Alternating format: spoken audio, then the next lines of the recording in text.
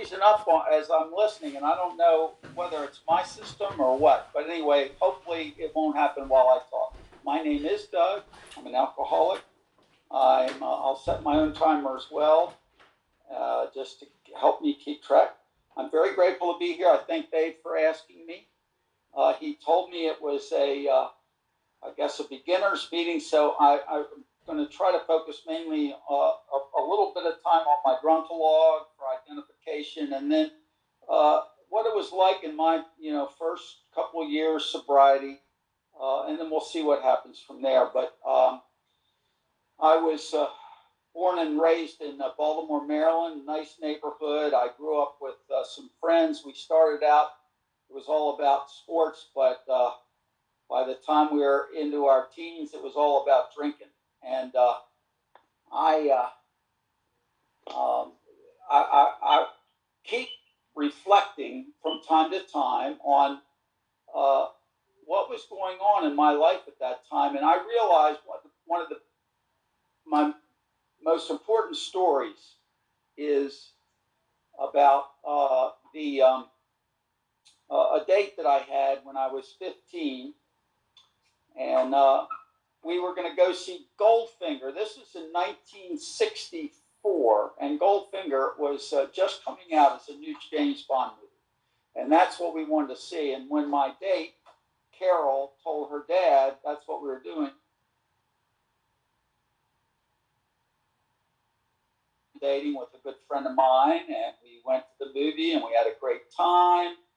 And then I got home. My friend lived somewhat out of the area, so he spent the night with us. And we were all sitting down for breakfast the next day. And my dad said, "Well, how was the movie?" And my friend went on and told him in great detail all about this movie, Goldfinger. Well, my dad was a close friend of the young lady's father, and so he knew. And I was in deep doo-doo. So my punishment, my dad made me call her father to apologize, to admit what I'd done and to apologize. Well, there was no way I could make that call. So what did I do? 15 and about 4 months, 15 years and 4 months, I got into my dad's liquor cabinet. I drank enough whiskey that I had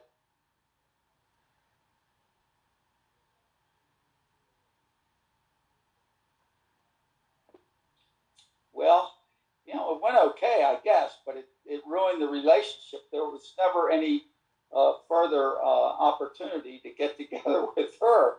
And that was the first of at least a half a dozen relationships over the years. As I grew older, of course, a little more serious relationships that were absolutely ruined by my alcoholism. And so anyway, but that, here, 15, I get a driver's license at 16, and I'm telling you that I drank. I drove drunk all the time. I cannot believe I survived. In fact, I had a couple of episodes where we should have died. One where I just literally was out of control with my best friend in the shotgun, and we went between two poles that were about 10 feet apart. And I had no control over that. And we came out. We looked back. We went up the next day, and we could see the tire tracks. Well, I can tell you, God has intervened in my life more times than I could count, but I'll never forget that. And so that's how my drinking was all through high school. I don't think anybody else drank quite like I did in this way. I would just keep drinking and drinking and drinking until I passed out. So I would pass out at parties. I would pass out at afternoon events, climb into the back seat of a car, etc. So that was and I didn't know anybody else at least in my circle that did that. I've heard other people share in AA who drank like that, of course. But it got to the point I wasn't invited back to parties because people were tired of me passing out in the guest bedroom. And so that's high school. And then I went on, I had a great opportunity to go to the University of North Carolina. This was in 1967. And in 1967, the drinking age in North Carolina was 18 for beer and wine. And man, I felt in Maryland where I grew up, it was 21. So it was like, oh my God, this is a whole new world. Well, I discovered the bars. I never went to class. I was lucky enough to get through the first semester by the skin of my teeth. But the second semester, I knew within a month or two that I was in deep trouble and there was no way I could get through it. And I'd already gotten one because I just never showed up at class anyway. Back then, they weren't quite so strict as I think they've become since. But anyway, one professor who happened to be the wrestling coach, boy, he just gave me an F and kicked me out of the class lickety split. But here I am, and this is right around the time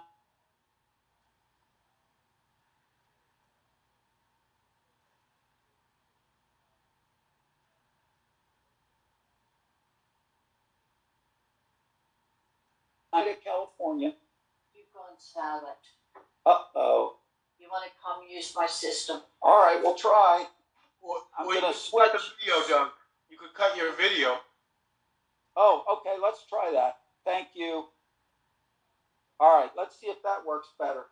Sorry, guys. Okay, we're gonna try that. So, okay, thank you, dear. I was either going to run away to California or I was going to get myself admitted to the psychiatric ward of the university hospital. Well, that's what I chose, and I think that was a wise decision because I had learned that if they accepted me there, I could get a medical withdrawal and basically, except for that one F that I'd already gotten, my record would be basically wiped out for that semester. And that's what I did. And I didn't know what I was getting into. Next thing I knew, I was in a 30-day locked ward. That was not part of my plan. They say, have you ever, been in an asylum? Well, but of course, my parents were contacted immediately. They came down within a few days, and there was an agreement that I could return to Baltimore and there accompanying them, and the agreement was that I'd start seeing a psychiatrist on a regular basis, and that's what I did. And actually, life got better for a period of time. I was living at home in a structured environment. Most of my best drinking friends were away in school, and for the next couple of years, life went pretty good. As time went on, I start to make some new friends. Maybe we would be at the school for during the day, and we'd leave at lunchtime to go to some pizza place that served beer. So, the drinking slowly began to kick back in and kind of take a primary place. I went to a community college and then to a four-year school, and it was a commuter school for me. And I can remember, because I lived at home, I had to get up every morning and have breakfast. And by then I was drinking again, just like I was before, basically, drinking till I passed out at night. I would get up in the morning, have that breakfast, and then drive over to the college. Instead of going to class, I'd climb into the back seat of the car and just sleep, pass out and sleep in the morning. And thank God I'd gotten through most of my schooling. By then I was able to graduate and get on with life. And life got on with me, but I went to work with my dad. I bought a little house. I had several roommates. I like to talk about how one of the ways I see alcoholism progress in my life. I went from being a weekend warrior to a daily drunk, and then to what I like to call a party drunk, because that's that period of time where there was a lot of action. There were friends coming in and out of the house all the time. There was always a party. We had parties. We went to parties. We'd go to the bars together, sporting events, concerts, and it just went on like that. And that was life. But then these friends of mine all got more interested in wanting to have careers and marriage and families, and I just wanted to keep drinking the way I'd always drank. And so that's how it progressed. And now all of my roommates are all gone. I live in what was a beautiful, clean, freshly painted house. It's now a dirty, filthy mess. I'm living alone. I don't want to. I don't have enough time to get into a great description. I will say I like to mention this one roommate. He was my best friend. We are still very close. I was best man at his wedding. We were best drinking buddies. And I can tell you, I was so glad when he moved out because I could start drinking the way I wanted to drink. You know, that's how powerful alcohol was running my life. So this just went on year after year. And finally, at age 37, after some successful years in business, despite my drinking, uh, things had really caught up to me. The people that worked for me were getting concerned, and I had the real key was that I had passed out one night, knocked a pillow on a little electric heater because I always passed out on the sofa. I never made it up to the bedroom, and the pillow smoldered, caught fire. The fire spread. I was passed out. It was 2 or 3 in the morning. It was the grace of God I came to. I had what I call an alcoholic smoke detector. And that's one with a dead battery. You know, if I'm not cleaning up the home after myself, I'm certainly not taking care of batteries and smoke detectors. So it was the grace of God. I was a very isolated, shades pulled down, kind of drunk in those days. And so there was nothing like having the fire truck come down this one-way street right in the middle of the night. So I was the center of attention in a way I'd never want. But that was my bottom. And I'll tell you, it was another 6 months or so before I finally surrendered and was willing to accept help. But that was it. And then, you know, I had several people, non-alcoholics, who started taking me out to lunch to encourage me to get help. And I listened politely and just keep drinking away. But finally, things, without getting into that detail, things really came to a head in the fall. And I really knew I'd reached a point where I really had no choice, but I just didn't know how I could do it. And my mom and dad had me over for a dinner, and they pleaded with me to have help. It wasn't a formal intervention, but they did. And I told them I'd go home and think about it, pray about it. The next morning, I made the decision I would go to a treatment center, which had been recommended to me. AA wasn't even in the picture, but I did. And this is where the miracles really started to happen. And so this is kind of my favorite part is what happened, what got me in. And so my plan was that I would call this treatment center on Monday morning and see if they take me on Friday. And that would give me about one more good week of drinking. So I called them Monday morning and they said, yeah, we can take you. We have a bed available Friday. Can you go between now and then without a drink? That wasn't part of my plan, but I said, yeah, I thought I could. And they said, because otherwise I have to go through detox. It would be a longer stay. And I had it pretty well planned. It was going to be 28 days, just plain long enough already. So that's what I did. And the amazing thing is, that is my sobriety date, November 10th of 1986. And it is almost that act of being willing to surrender and ask for help and accept help and the desire to drink virtually disappeared. I didn't understand that until looking back. But I did not drink. I didn't cheat. I didn't show up on Friday and tell them that I hadn't drunk, but I had. I just stayed sober starting that Monday.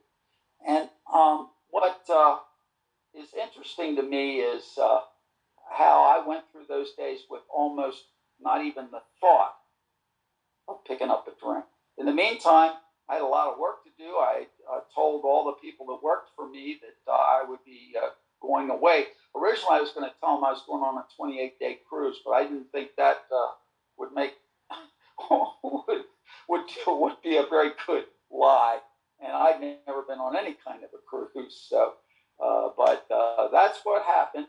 One of the people that had come to work for me several months earlier, I had shared with her one-on-one along with some others because they weren't at my morning meeting that week. And I told her how what I was doing, going away. She said, "Well, when do you get back?" And I said, I expect to be back around the 10th of December. And she said, "Well, great. You can. That's my 15-minute warning. You can help me celebrate my 9th anniversary in Alcoholics Anonymous."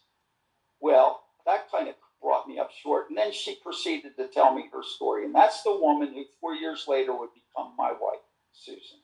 So she was an instrumental, a critical part of my sobriety from the very beginning.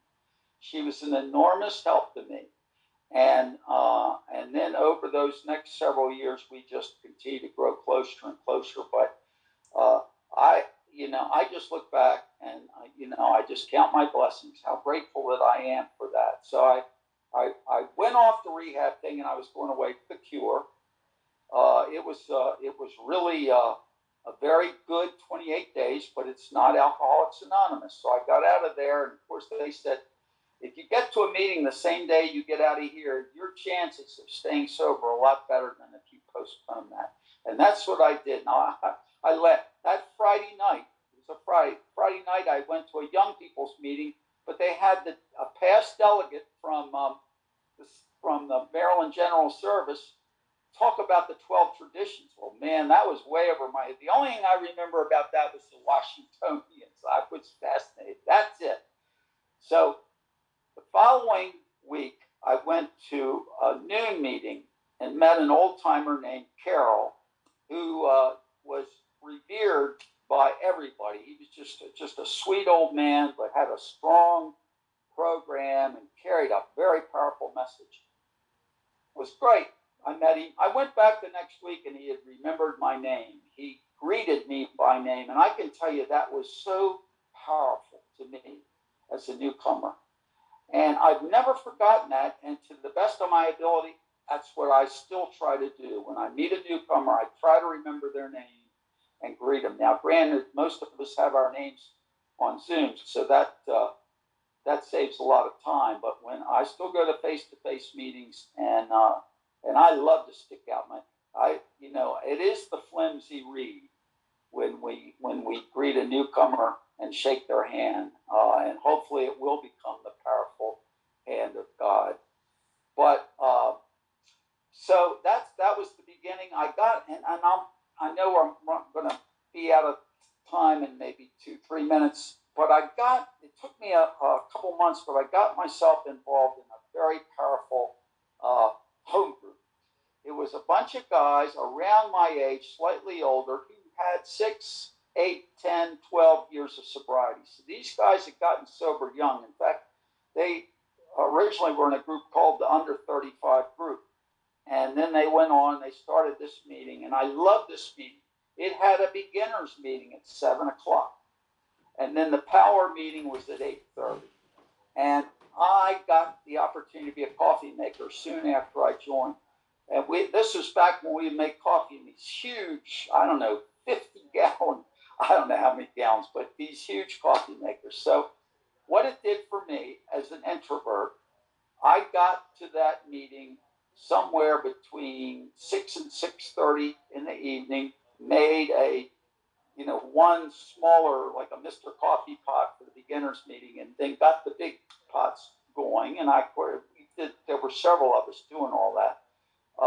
So as the introvert, this was a great opportunity for me to have a chance to interact with people, get to know my home group members, and that made a huge difference for me.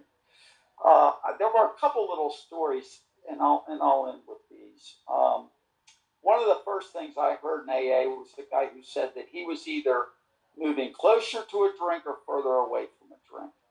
And I latched onto that. And I just, for me, it was a matter of each day trying to put as much distance between me and the possibility of picking up a drink. And another thing I heard early on, and it does look like I'm going to maybe end with this story, but this is a good story for me. It's a fellow who's a Vietnam vet. He talked about settling in Hawaii after he got out. And this was a guy who had a passion for motorcycles. I mean, he loved to ride his motorcycles. Didn't matter the weather, sunny, rainy, you know, that was his life. However, at some point he realized, you know, this driving a motorcycle drunk in the rain is insane. And so what did he do? He gave up his motorcycles. He gave up the very thing he had a passion for because alcohol took, you know, precedence for him. And so again, I latched on. First of all, I thought about all the things that I had lost or given up because drinking was more important than anything else in my life. And so I am grateful for the grace of God in my life, grateful especially for Alcoholics Anonymous. I am grateful for Zoom. And again, Babe, thank you so much. And I hope that the rest of my talk came through okay. So with that, I'm going to shut up and turn it back to you. Love you, Doug. Well, let's all unmute and thank Doug. Great beginner's lead. Thank you, Doug.